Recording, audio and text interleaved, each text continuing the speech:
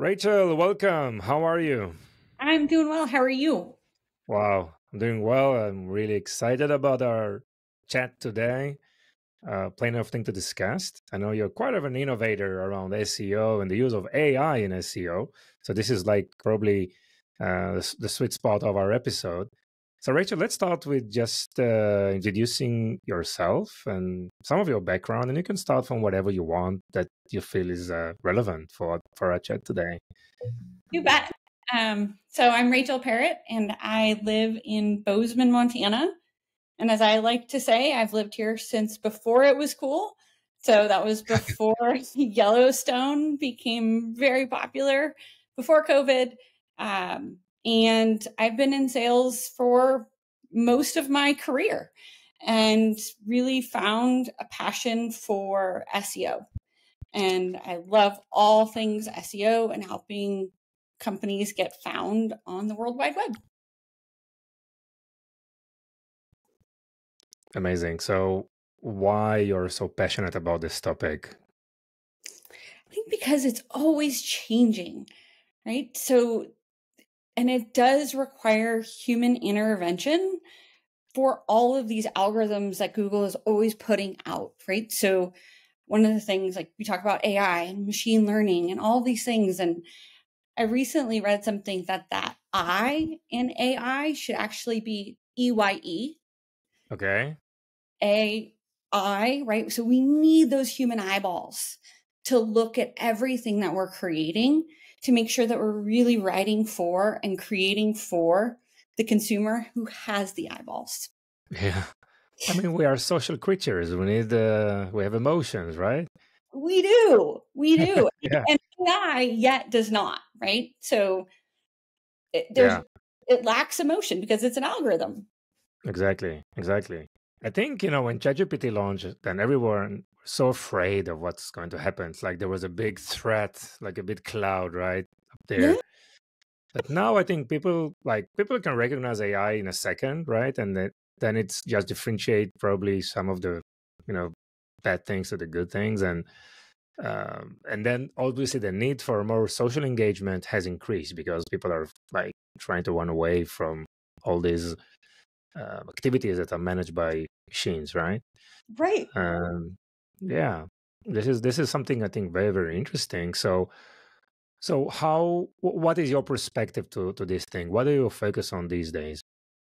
So my focus really is on retail and helping retailers and brands get found online for the way that consumers are searching.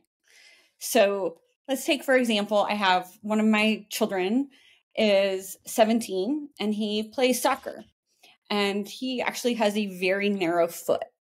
And so I'm on the hunt for narrow soccer cleats. So guess what? Yeah.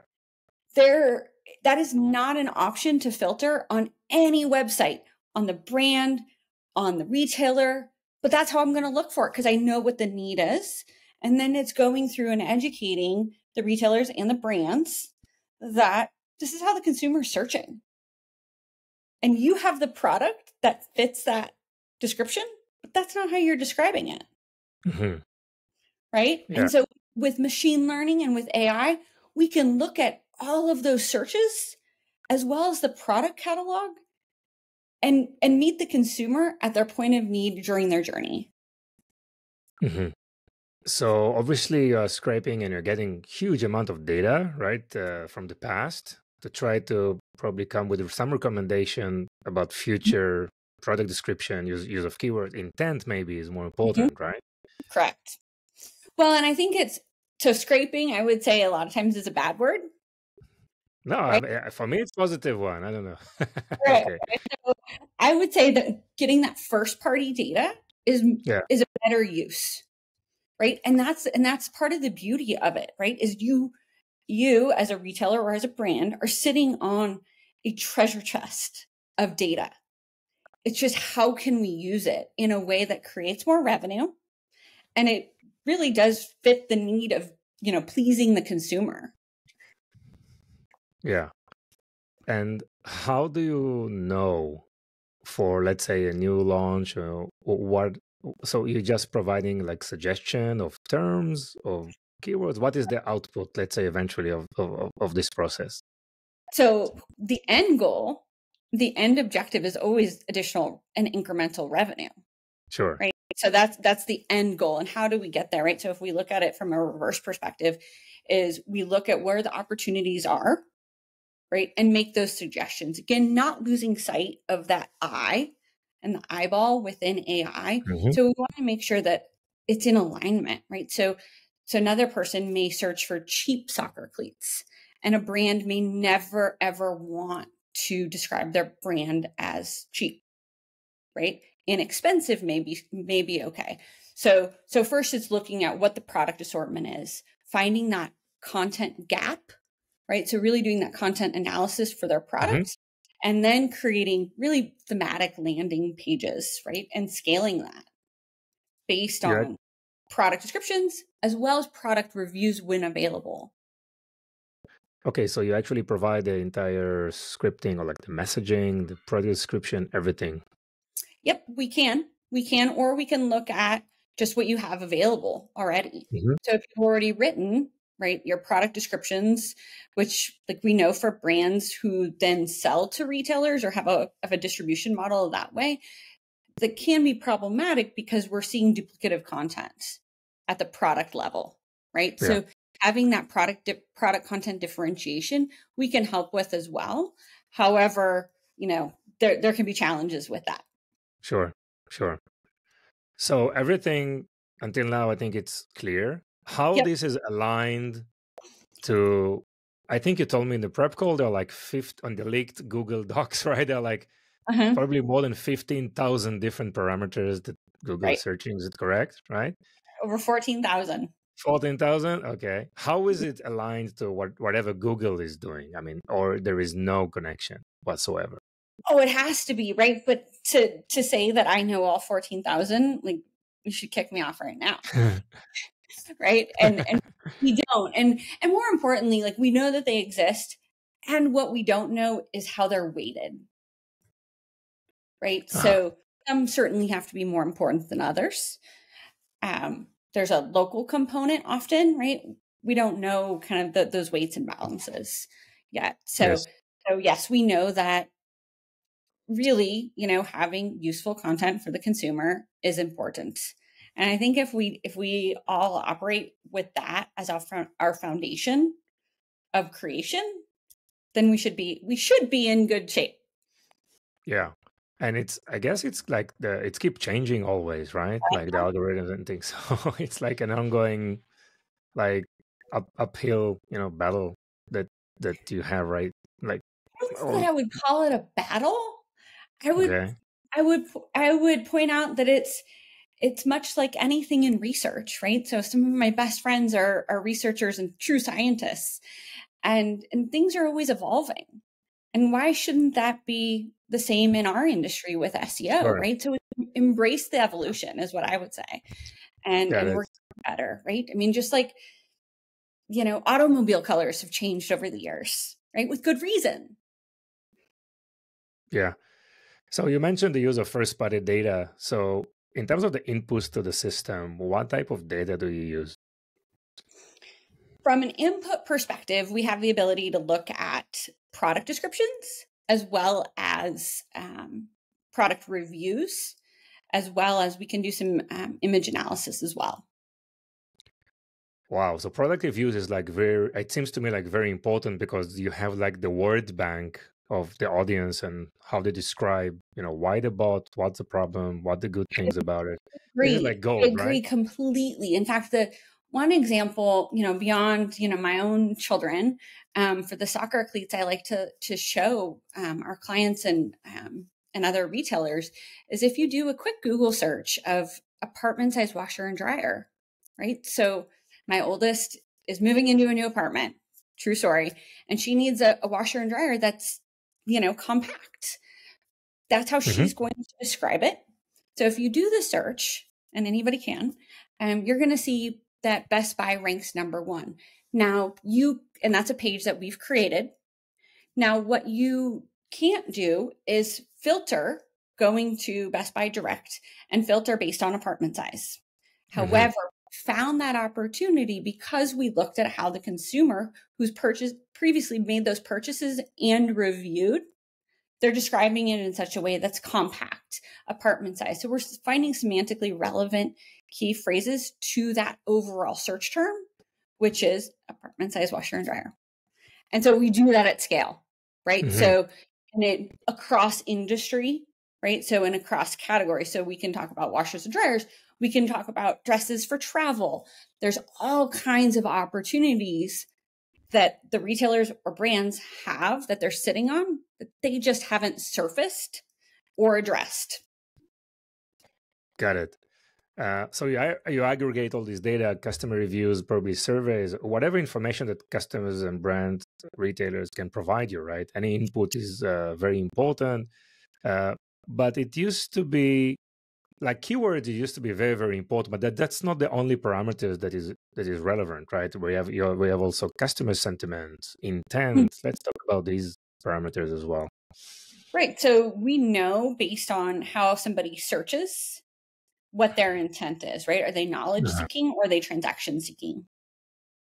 Right. So what are we writing for? Typically with Optiversal, so is we're it like writing for the way they describe their questions? There is like tone of voice, or maybe all of the above, or maybe other parameters. Right. So we want positive, right? Yeah. And the idea is that AI can help a lot with understanding sentiments, right? Sure. Like right, because your product of AI also is to really be able to scale it, right? So we're not requiring teams to have hundreds of people, but yet we are creating the output of hundreds of people. Wow. Yeah. And I know you're working with like big companies, right? You mentioned Best Buy, Sephora. I mean, this is like your target customers. Do they have the internal resources to support and not overwhelmed by all this? Resources, but if you think about what we need as the input so that we can create an output that's meaningful, we need a number of products, right? So to go to the washer and dryer example, it's not a great consumer experience to then search for an apartment size washer and dryer and have one show up. Yeah. Right. So that's not a great user experience at all. So what we need is we do need thousands, preferably, of products to be able to find those search opportunities for, so that we can have multiple products that then land on the create the thematic page.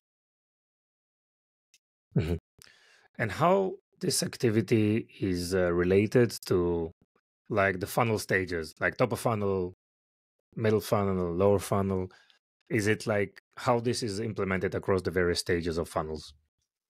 Right. So what we're seeing is that when we implement a client, we are seeing that we're going after first high intent for conversion.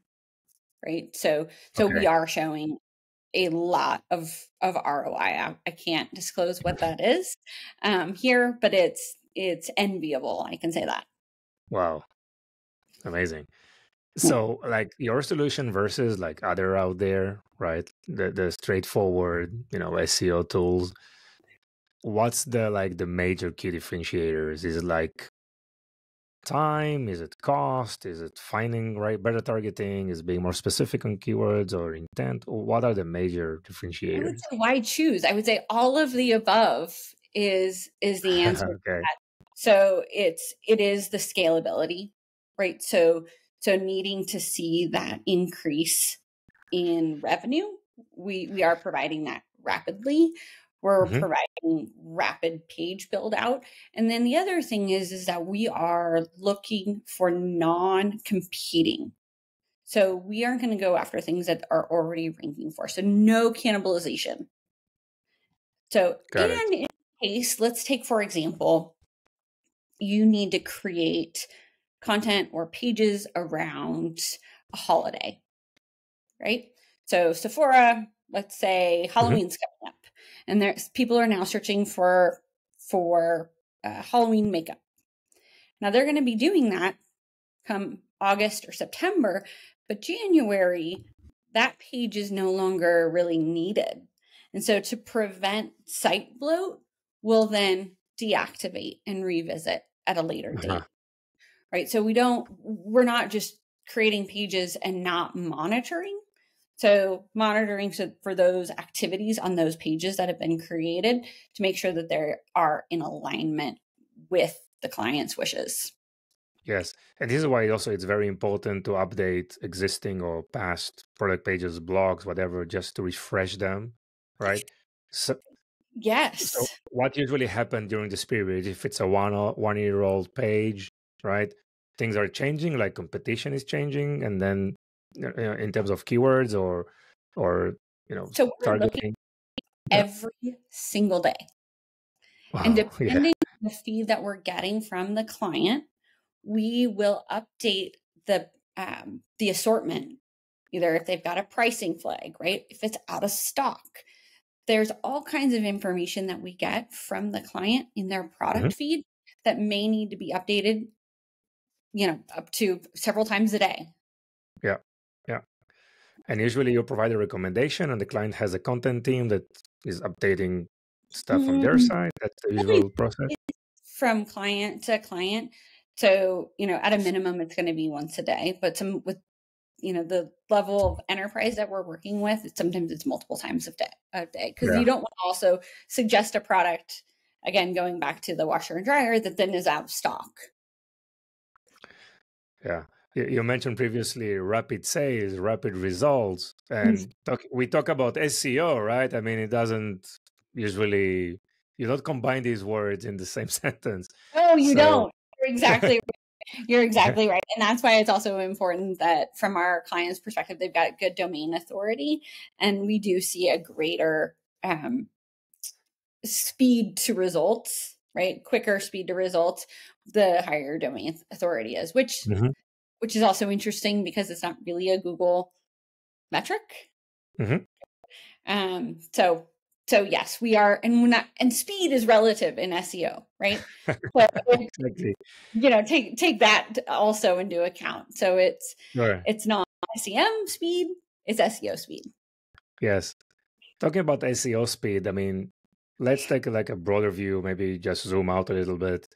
What has changed, in the last probably couple of years? I mean, from your perspective, or nothing changed? I mean, a lot of things have changed, obviously. But it's the same, this long process of, SEO. This has not changed, right? But what has changed in terms of the work processes, algorithms? What are the major developments around SEOs?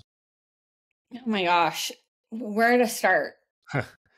So I think that brands are getting a larger share of search, right? We've seen Google toggle between having to click through the search results pages to endless scroll to back.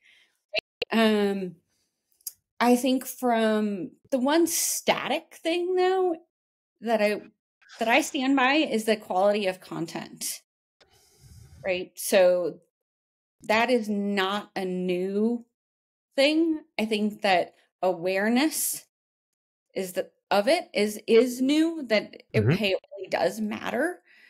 And I think there's so many changes, but I think, again, foundationally, it's important to keep in mind that quality content and updating that quality content, right? So we also know that, for blogs, for example, keeping those up to date is an important ranking factor. Yes. So what is you think the definition of a quality content? Is it something which is probably original content or more creative content, or like what's important in quality content? What's important? So non-duplicative, for one, sure. right? And no geo stuffing. That's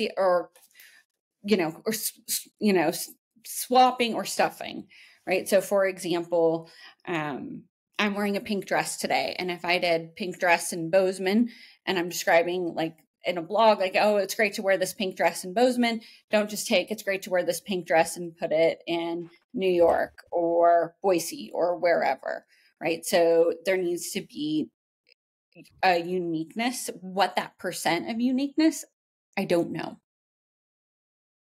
But it needs to be more unique. It needs to be, again, for the human to read it and to be helpful, right? As we all have heard, helpful content, the helpful content update. Yeah. What about, I mean, there are a few stages here. So one, you go to Google, you search for whatever you want to search as a consumer, you get results. Maybe you click on a link, you land on a product, on a brand page. What's happening, or what should happen, let's say, maybe from your experience on that stage, right?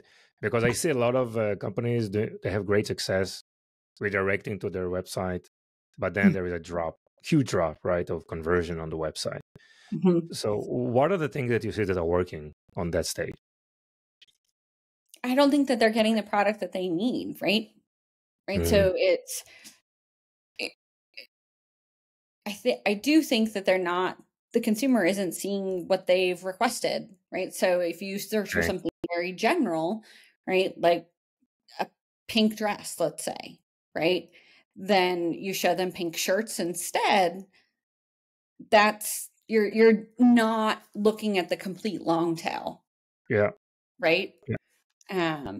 So I think that's part of it. It's kind of like that bait and switch of, auto manufacturers say, I want a 3-wheel car. You're showing me 4-wheel cars. Like, not interested.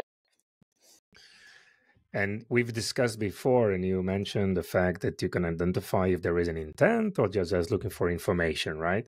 So assuming in a brand, so are we redirecting to a product page anyhow? Or if we figure out that they're looking for information, maybe we can redirect them to a product, to a blog, or to some content around that. So creating like various assets, right, around the same product. Right, articles, product pages, whatever, survey, I mean, some different type of information, and then from there take them through a journey that maybe redirect them to a product page, right? Right. Like, for example, like, just to reiterate that point, is it's summer, people are looking for what to wear to summer weddings, right? And so what they need to wear to a summer wedding, you could create a blog around that.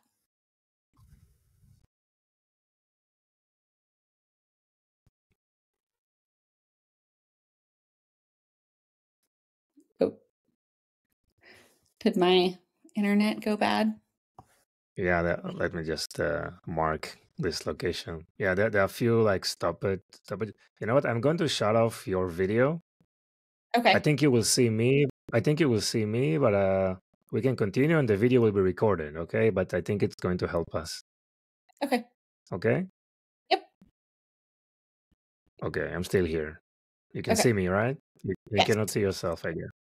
Correct. Okay, that's okay. We'll continue like this for a few minutes. I think it's going to be to help. Okay? Okay. Great.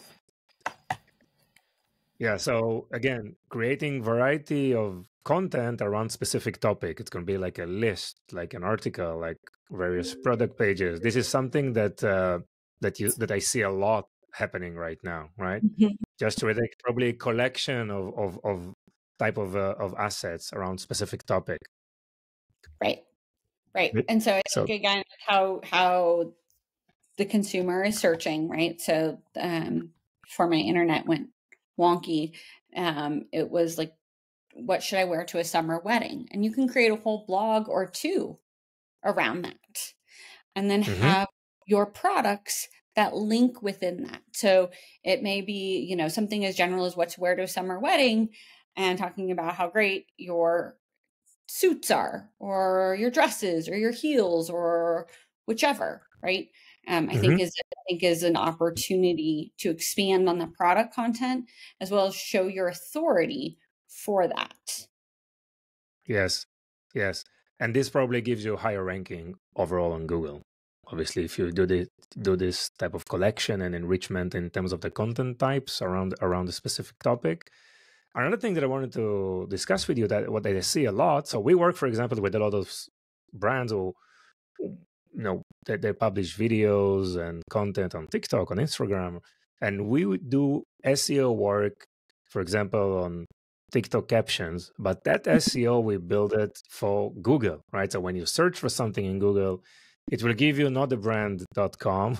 It will give you their TikTok or their YouTube or other platform for you to check out. Have you seen this growing lately? Because sometimes, and you experience this obviously as well.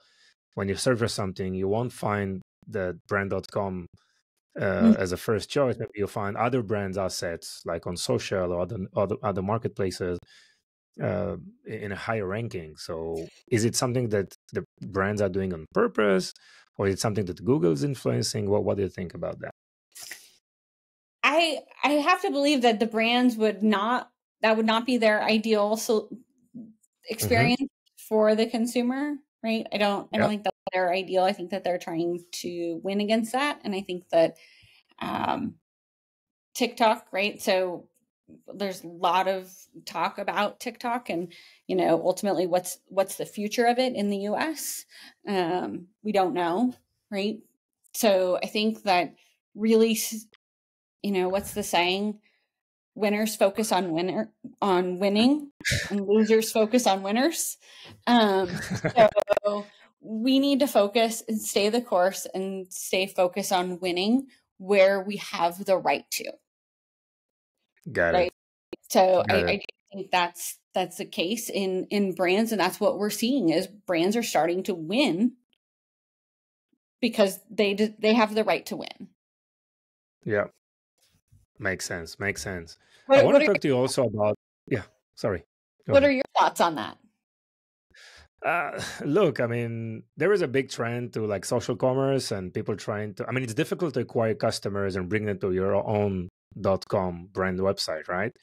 Sometimes if your target audience are in other channels, if they're currently endless scrolling on TikTok or they're in YouTube, you want to place ads and you want to place checkout opportunities on all their other platforms, right? Right. But they are also like, they need to create SEO activities and search activities on each one of those platforms. Each one of those platforms has a different way how to categorize your product, right? Each category may be different in each one of the platforms, and how do you describe your products is also something that needs to be improved. So I think brands need to have a more holistic view. Obviously, Google is like probably very, very important, but they want to have that social commerce opportunities and checkout opportunities also outside of their .com. And we see the statistics like the share of brands.com sales is, I think, shrinking versus other channels like marketplaces and social commerce and all. I think in the last probably couple of years, the majority of the efforts was to bring people to their .com. But now they realize that it's so expensive, like CPCs are increasing across the front all over. And those platforms are encouraging users to stay on their platform and check out. So I think brands are willing to accept the rev share with other platforms because cost of advertising is increasing. So it's rev share versus cost of advertising. So happy to do the rev share and create some shoppable opportunities across these other channels, right? And this is what I see all over. So it's a good mix of acquiring new customers on your own domain and also having the shoppable opportunities across all the other channels, primarily social channels, and obviously TikTok, which is growing very, very fast. Right. Well, and the other challenge that we're seeing in kind of this next generation of consumers is lack of loyalty. Yeah. Right. There's not the brand loyalty that there once was. Right. So we're, everybody is, and I shouldn't say everybody, but there's a lot of consumers ready to look, to be sold to. Right. In the way that they want to be sold. Exactly. I totally agree. And I see a lot of focus moving from acquisition to retention. People are just warming up their email marketing. They're investing a lot in, loyalty programs and coupon code and a lot of stuff that brings customers back, which is much cheaper than acquiring new customers, obviously. I just interviewed one of a brands that 50% of their revenues are from email. 50%, right? huge, and it's like large numbers, not a small one. Right. I was really shocked, and I asked a lot about. They do something really, really right, and they just started to focus in email marketing probably about 6 months ago. It's going very, very well. So that's, I think, great news, right, for brands, and obviously more targeting existing customers and retaining them, and sell more from existing customers. That's land and expand in terms of the strategy. Yeah. Yes. So going back, yeah. Okay, so I wanted to ask you about, like, what for you will be like a very good campaign or a very good project. Let's talk about some of the KPIs or ROIs for the type of work that you do, with brands. How Yeah. brands are analyzing success. So quite simply, it's incremental revenue, right? So that is the definition of success, because we Yeah. first find where they aren't ranking, create a page for the identified opportunity that their Mm-hmm. products can show up for, have the right to win. And because that page didn't exist prior, it's very easy to prove that incrementality. Right. So, Amazing. and as I like to say, we don't do funny math, right? So we're not having to have the last click attribution debate, argument, whatever, however you want to categorize that. Instead, we're Mm-hmm. looking at, okay, this page didn't exist prior. Your Google Analytics or your Adobe Analytics proves that, and you Mm-hmm. can see how well it's performing. Now, I think it's as simple as that. And we try not to overcomplicate it. Got it. And what will be like a typical time for showing like It takes results? a quarter. It takes about a quarter. Again, Quarter. like kind of back to your, kind of point that SEO is a long game, right? So it's a marathon, not a sprint. And we need to be able to iterate on some of those pages as well, right? So the goal is to have a ramp plan to expand those pages, to make them go live, to include them on the sitemaps, give them an opportunity to rank. And again, this is about the long tail. So it is about the aggregate of the collections of the pages that we put together. It's not Mm-hmm. about, oh my gosh, company X, Y, and Z, we see that you're missing out on 100,000 organic visitors a month. It's, here's an additional 500 visitors, right? Yeah. Organic visitors, right? So again, it's about the aggregate. Got it. And what are the major factors for increasing like domain authority? The factors are somewhat hidden, right? So it's, I guess I don't. That's a good Everything is question. hidden. It's a whole mystery, right? It's a Yeah. mystery. I'm not sure Yeah. that I can accurately. Actually, I know I can't accurately answer that. So Okay, but whatever the best guess, let's call it, or not guess, right, the best guess. thoughtful Definitely, guess. right. Definitely, a guess is that they're providing content that the consumer is products and content that the consumer is looking for, and they're having click through, right? And so it's not, and they're having consumers, the intended consumers, engage on their website.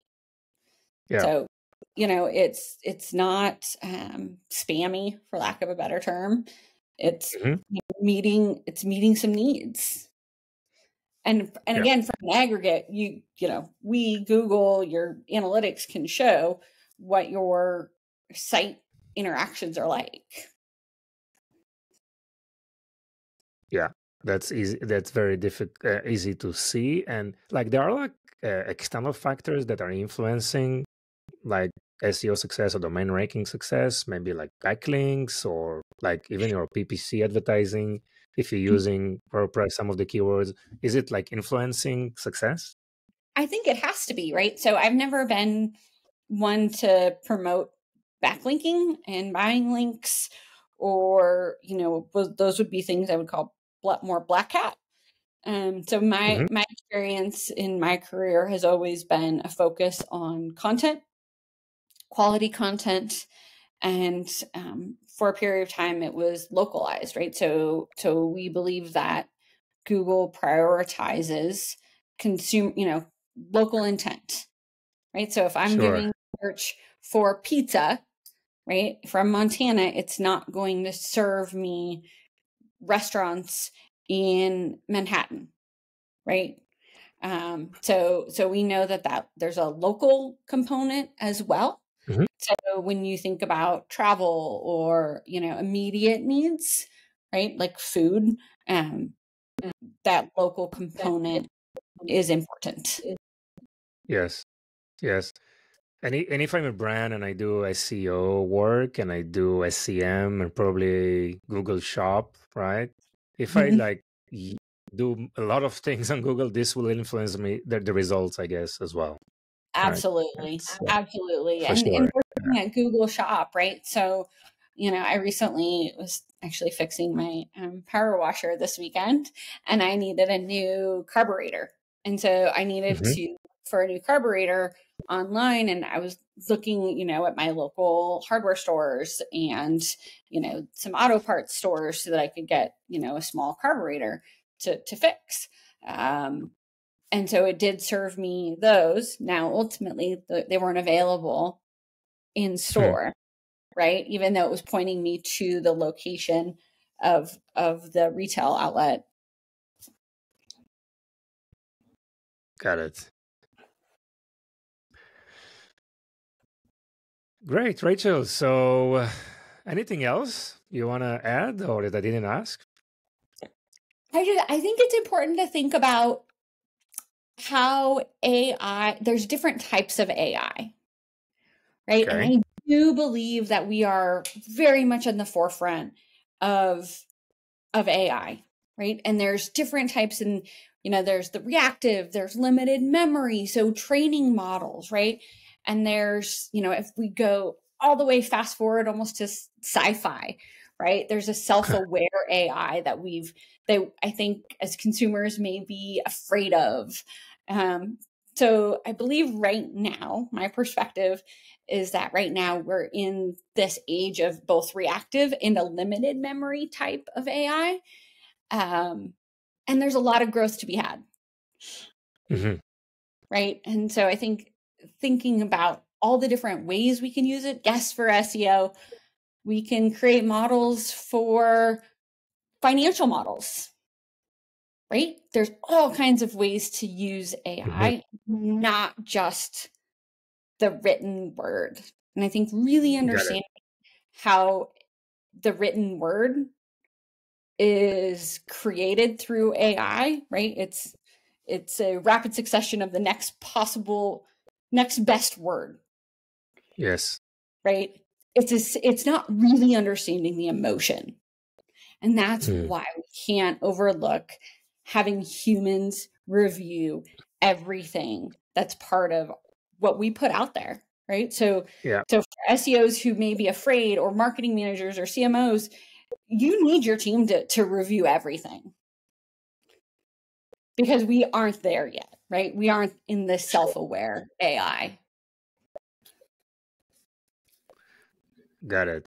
So you talk about, if I hear you correctly, we'll, we will see more specialization probably in different niches, like maybe finance or categories like finance or marketing or real estate or whatever. That's like probably one of the trends you identified in the near future. What else? I mean, obviously, human needs to be involved, but how do you see this evolving? In the following years, I think healthcare.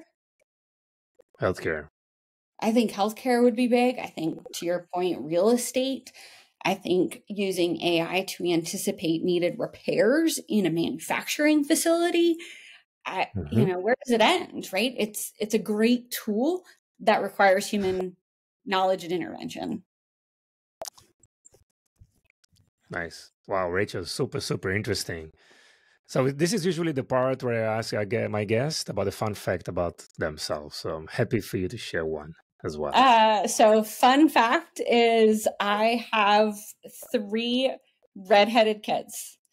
And they were all born naturally red hair, and they have not lost it. And they're all 3 different colors. And my husband nor myself have red hair.